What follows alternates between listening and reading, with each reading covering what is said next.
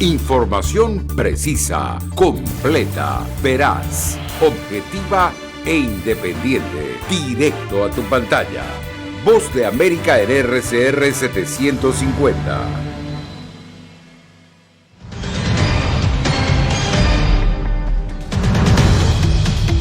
Policía revela que la masacre del 4 de julio habría sido planeada. El sospechoso ya está en manos de las autoridades. Que se desmonte la Estatua de la Libertad. Presidente de México aboga por Julian Assange y pide a su homólogo estadounidense indultarlo. Además, Guatemala confirma que 20 de sus connacionales fallecieron en el tráiler de San Antonio, Texas. Y la OTAN ya firmó el protocolo de adhesión de Suecia y Finlandia.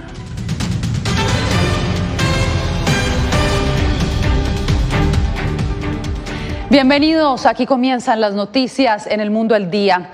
Nuevos detalles del ataque de este lunes en un suburbio de Chicago dieron a conocer las autoridades. Hoy aumentó la cifra de muertos a 7. La policía asegura que el presunto atacante de 21 años habría planeado durante semanas esta masacre. Diva Lizeth Cash justamente está conmigo aquí en estudio para darnos los pormenores. Diva Lizeth, ¿qué más se sabe? Yasmín, de acuerdo al último reporte de las autoridades, básicamente tenemos que el sospechoso fue reportado por intento de suicidio y recibió tratamiento mental, y mientras otra persona murió este martes en el hospital, elevando la cifra a 7 los fallecidos por el tiroteo. La policía de Chicago ha dejado claro que esta investigación alcanzará el mayor número de conocidos del sospechoso, quien habría usado un rifle de alto poder. Mientras tanto, la Casa Blanca ha izado la bandera de Estados Unidos a media asta como símbolo de luto en el país. Las autoridades identificaron como Robert E. Crimos III, de 21 años, al sospechoso de disparar indiscriminadamente a la multitud por lo menos 70 veces, matando a 7 personas e hiriendo a decenas durante el desfile de celebración del 4 de julio en Highland Park, Illinois. Según la policía, Crimo planeó durante varias semanas el ataque, compró legalmente las armas y se vistió de mujer para mimetizarse entre la multitud el día de los asesinatos. Durante el ataque, Crimo estaba vestido con ropa de mujer y los investigadores creen que lo hizo para ocultar sus tatuajes faciales y su identidad y ayudarlo a escapar con las otras personas que huían del caos. Mientras se imputan cargos al detenido, salen a la luz detalles sobre las víctimas. El canciller de México, Marcelo Ebrard, confirmó que un mexicano murió y que otros 2 resultaron lastimados. 5 de las 6 víctimas mortales eran adultos y se desconoce información sobre la 6ª persona que murió en el hospital. Por ahora, 19 de los 25 pacientes con heridas por arma de fuego fueron tratados y dados de alta. 4 son menores de edad. Los habitantes de Chicago están consternados. Es triste que puedan adquirir estas armas. Ahora es un lugar común. Ya no parpadeamos. Así que creo que hasta que cambien las leyes, lamentablemente será más de lo mismo. Uno de los equipos de la ciudad se pronunció sobre el incidente. La violencia armada inflige dolor a nuestros amigos, vecinos, familias, negocios y comunidades. Esta situación es una en la que hemos estado demasiadas veces, diciendo lo que se siente como las mismas palabras y expresando los mismos sentimientos. Paul A. Crimo, tío del sospechoso, describió a su sobrino como un niño solitario y tranquilo del cual nunca hubiese sospechado planear y cometer esta tragedia. Por ahora se espera que la policía presente formalmente los cargos y la pena a la que se enfrentaría Robert E. Crimo III, el sospechoso de los asesinatos en el desfile del 4 de julio en Chicago. Por supuesto, seguiremos monitoreando lo que digan las autoridades. Diva Lizeth, muchas gracias. Y en más información, hoy le llueven las críticas al presidente de México tras anunciar que pedirá a su homólogo Joe Biden un indulto para el fundador de Wikileaks, Julian Assange. Pero el mandatario fue incluso más lejos. Javier Egar nos informa desde Ciudad de México. La libertad del activista Julian Assange pende como espada de Damocles sobre el encuentro que sostendrán el próximo 12 de julio los presidentes de México y Estados Unidos. Si lo llevan a Estados Unidos y lo condenan a pena máxima y a morir en prisión. Hay que empezar la campaña de que se desmonte la Estatua de la Libertad. El mandatario se pronunció decididamente a favor del australiano, que enfrenta 18 cargos penales en Estados Unidos por publicar cables diplomáticos y reportes militares confidenciales, mientras que 12 periodistas mexicanos han sido asesinados en lo que va de año. Han asesinado, desaparecido, amenazado y obligado a periodistas a desplazarse de sus entidades. Analistas como Julián Andrade dicen que la postura de México afectará la relación bilateral. El propio discurso presidencial, que va teniendo ya chispazos de picaresca y de cuestiones que desvían el fondo del asunto y que inclusive pueden generar ya roces o problemas con el gobierno de Estados Unidos. Lo que nadie pone en duda es que el indulto de Assange podría convertirse en otra petición sin respuesta. Como lo han sido las visas temporales para trabajadores, el cese del embargo a Cuba o a quien invitar a la Cumbre de las Américas. Javier Egar, Voz de América, Ciudad de México. El dolor de perder a un ser querido toca a más familias guatemaltecas. Ahora se sabe que 20 de las familias de los migrantes en la tragedia de San Antonio eran originarios de ese país centroamericano. Eugenia Sagastume nos dice que varios de ellos han iniciado el proceso de repatriación. La cifra de guatemaltecos fallecidos en la tragedia de San Antonio, Texas, asciende a 20 migrantes, 16 identificados y 4 que hay indicios que sean originarios de Guatemala por los documentos que portan, pero que deben ser confirmados. Sin embargo, la cifra podría crecer porque 3 más siguen hospitalizados, 2 de ellos en estado crítico, según información proporcionada por la Cancillería guatemalteca. Mientras tanto, el dolor de las familias que reciben la terrible noticia es evidente. Me quedé con mis 2 hijos. Me decían que voy a llegar todo bien, pidiendo a Dios en mi camino. Se fue mi hijo y se murió y ahorita no va a encontrar aquí, saber qué hacemos, ya no. Está en San Antonio, Texas, acompañando de uno mismo paisano de Santa María, que es aldea del Tablón. Aparecieron. Para el director de la Casa del Migrante, estas tragedias evidencian la falta de respeto por la humanidad de los migrantes. Como el migrante se ha cosificado. Y es así, son personas con criminales, personas que se dedican a esto y a ellos no le importa nada de la vida de las personas, sino únicamente poder sacar el lucro. De momento no hay una fecha de repatriación, pues Cancillería está a la espera de las actas de defunción que deben ser entregadas por un juez de Texas. Eugenia Sagastume, Voz de América, Guatemala. Y mientras tanto, en la ciudad mexicana de Tijuana, activistas y migrantes realizaron una vigilia en memoria de los 53 migrantes que fallecieron en el camión en San Antonio. Con cantos, velas y crucifijos colgados en la cerca fronteriza, honraron a quienes fallecieron tras abordar un camión para ingresar a Estados Unidos sin la debida documentación. Más noticias. Estados Unidos ha entregado miles de medicamentos a familias vulnerables de Honduras. El programa es manejado por el Comando Sur y está destinado a brindar ayuda humanitaria a los países centroamericanos. Desde San Nicolás, Honduras, Anthony Belchi nos trae el reporte. Esta escuela de San Nicolás en Honduras se ha convertido en un centro médico improvisado al que acuden decenas de personas diariamente.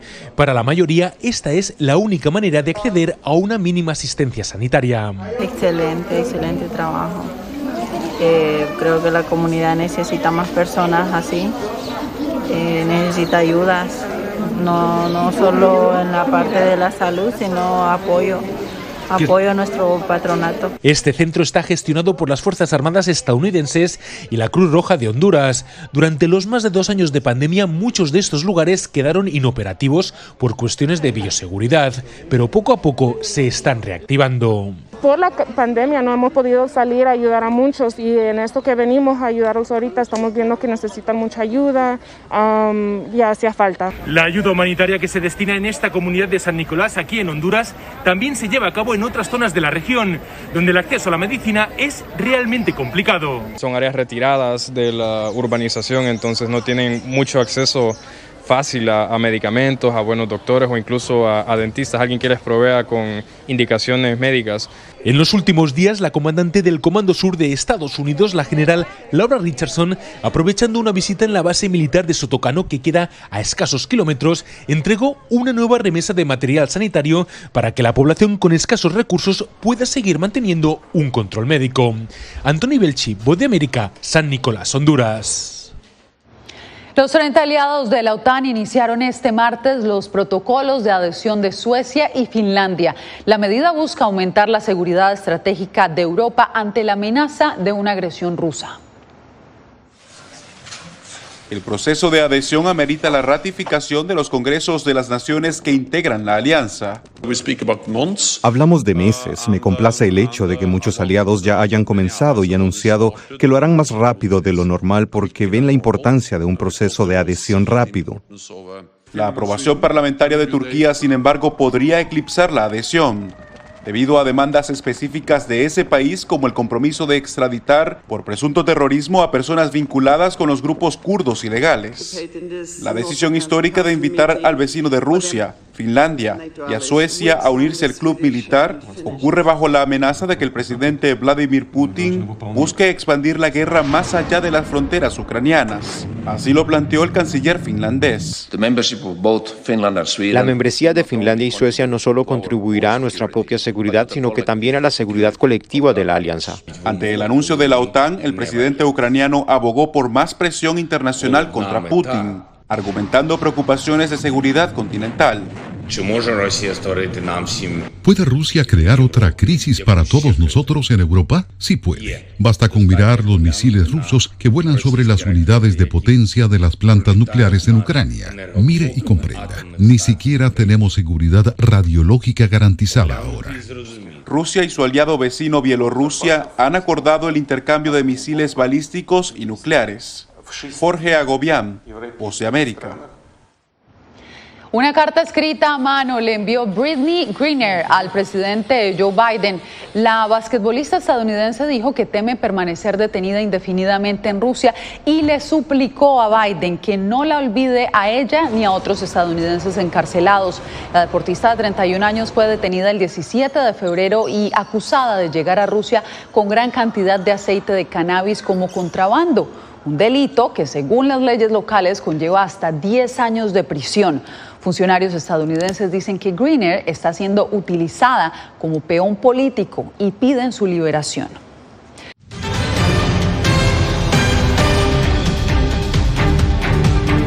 Actualizamos la información en El Mundo al Día. Hoy se cumplen 100 días desde que el presidente Nayib Bukele decretó estado de excepción en El Salvador. La medida ha generado que varias organizaciones denuncien múltiples violaciones a los derechos humanos durante la detención de unas 44,000 personas. Claudia Saldaña nos da los pormenores. Desde los primeros días del régimen de excepción, el gobierno ha difundido imágenes de arrestos que han alarmado tanto a organizaciones nacionales como internacionales por el trato que reciben los capturados. Hay una perpetración generalizada de actos de violencia que constituyen tortura, algunos casos dejándolos casi inconscientes, ¿verdad? Rociado de gas pimienta, con golpes evidentes, hematomas, ¿verdad?, que no son atendidos. Según la Fundación de Estudios para la Aplicación del Derecho, la capacidad instalada de las cárceles se ha desbordado. Hemos pasado de 40,000 personas privadas de libertad a más de 80,000, con un sistema penitenciario que apenas pasa de 20,000 personas su capacidad. Según el Ministerio de Justicia y Seguridad, durante el régimen de excepción se ha capturado a 44,344 personas acusadas de asociaciones ilícitas y pertenencia a pandillas.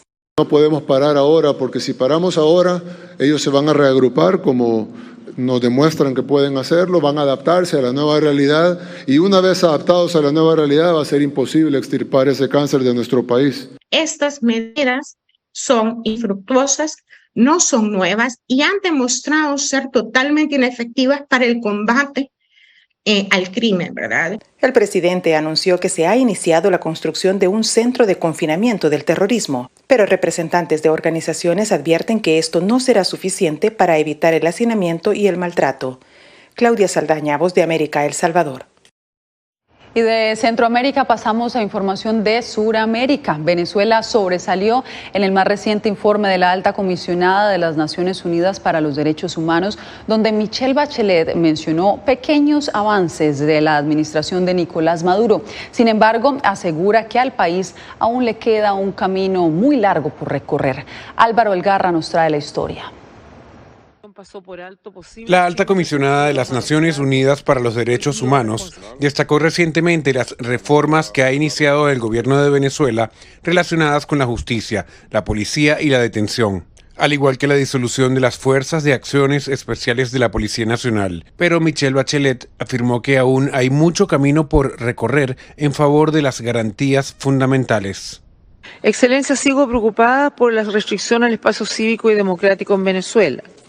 En mayo del 2021 y abril de este año, mi equipo documentó 166 restricciones indebidas del espacio democrático y cívico, incluida la estigmatización, la criminalización y las amenazas contra las voces disidentes. El dirigente opositor Juan Pablo Guanipa, acompañado de familiares de denominados presos políticos, exhortaron al organismo a liberarlos. Y nosotros nunca jamás podemos permitir que el caso de los presos políticos en Venezuela pase al olvido.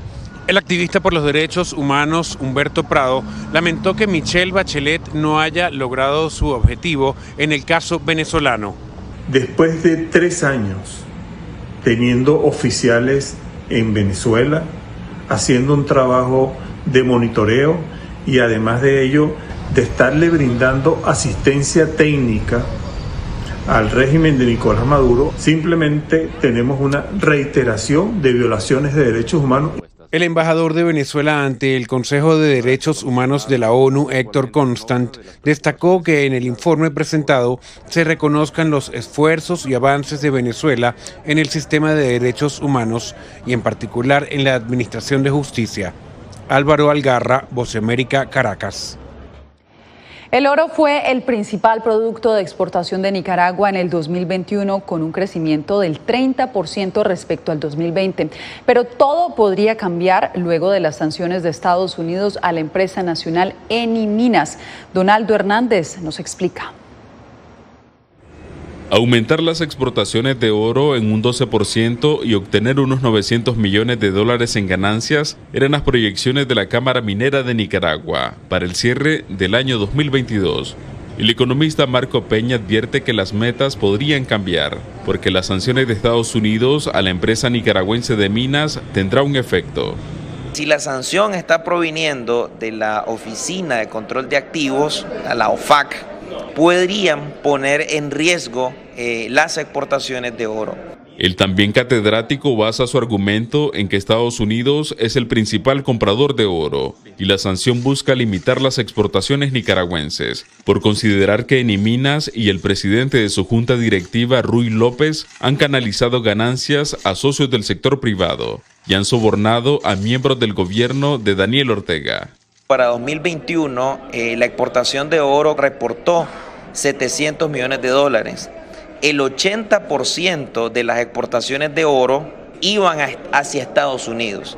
Otro de los argumentos de Washington es que el gobierno de Managua supuestamente utiliza los ingresos del oro para continuar oprimiendo al pueblo de Nicaragua.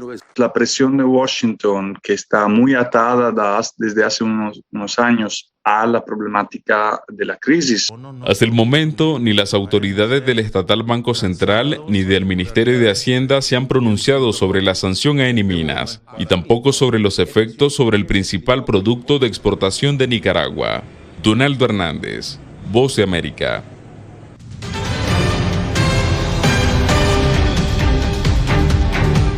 Gracias por seguir con nosotros en El Mundo al Día. 2 años después del comienzo de la pandemia del coronavirus, el teletrabajo parece que llegó para quedarse como parte de las nuevas dinámicas del mercado laboral. Adriana Arévalo nos trae el reporte. Cuando la pandemia sorprendió al mundo no hubo más opción. Todos los que podían comenzaron a trabajar desde su casa. 2 años después, el llamado teletrabajo ya no es una salida de emergencia, es una realidad a la que cada vez más empleados se unen y de la que no piensan desprenderse. No, eso lo hablamos con mi esposo, lo hablo con mi jefe, y lo hablo con mucha gente. Yo pienso que hoy en día se volvió un deal breaker, un tema tan relevante que te permite a ti tomar una decisión de decir, no, si me toca ir 5 veces a la semana a la oficina, no me interesa. Varios estudios confirman esta realidad. El más reciente, realizado por la consultoría global McKinsey, indica que 80 millones de estadounidenses trabajan remotamente o con algún tipo de flexibilidad y que 58% de los empleados entre 18 y 34 años estarían dispuestos a cambiar de empleo si no tienen la opción del teletrabajo. Hoy lo que está pasando es que los candidatos te entrevistan a ti y en esas entrevistas que te hacen comienzan a preguntarte sobre si pueden trabajar desde la casa, sobre si su presentación personal puede ser un poco más laxa. Son realidades que se están dando. La nueva dinámica ha obligado a empresas de todos los sectores a replantear sus beneficios, pues además de salarios competitivos, los trabajadores de hoy buscan opciones para desempeñar sus labores desde donde quieran y no necesariamente desde una oficina convencional. Adriana Arevalo, Voz de América, Las Vegas.